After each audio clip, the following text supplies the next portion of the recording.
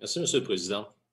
Écoutez, je veux partir d'un article qui est paru en fin de semaine de la part de Baptiste Ricard Chartelin concernant le boisé Nelson et ma question va s'adresser à Mme Corriveau.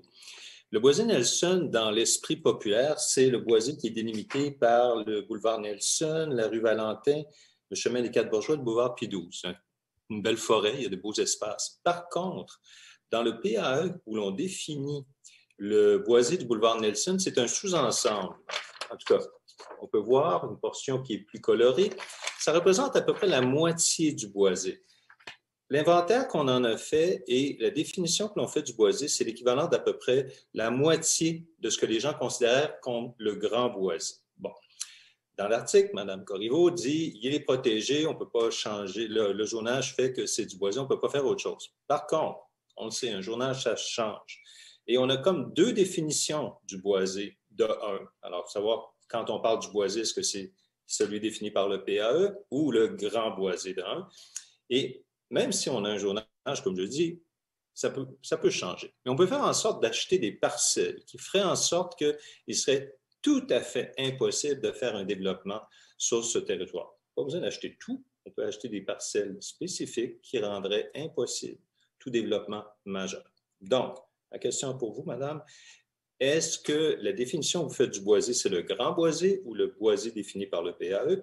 Et peut-on envisager des achats de lots spécifiques qui rendraient tout développement impossible et qui préserveraient ce magnifique boisé? Merci. Vous répondre? Merci, Monsieur le Président. Alors, d'abord, on peut bien essayer d'essayer de faire de la politique puis de faire un enjeu électoral avec ce dossier-là. Mais je vais tout simplement vous le résumer assez brièvement, mais en même temps assez précisément. En août 2020, ma collègue Suzanne Véraud et moi avons été sollicités pour une rencontre avec des gens qui s'appellent les Amis du Boisé Nelson. Une rencontre qui a eu lieu le 14 septembre avec Mme Véraud, la directrice de l'arrondissement, et moi-même. Et nous avons précisé verbalement à ces gens-là, qui étaient 2 représentants, 2 personnes, la Ville n'a pas de projet et la Ville n'a pas l'intention d'autoriser un développement à cet endroit. Alors, suite à cette rencontre-là, les 2 personnes ont demandé des renseignements du côté de l'administration. Ils ont obtenu leur réponse par les professionnels de notre service de planification de l'aménagement et de l'environnement en octobre et en novembre. Ils ont eu 2 fois des réponses. Malgré les précisions, force est de constater que les interlocuteurs, puis j'oserais dire que ce sont 2 personnes qui sont arrivées récemment à Québec, alors qui se sont fait peut-être contaminer par certaines informations, certaines rumeurs.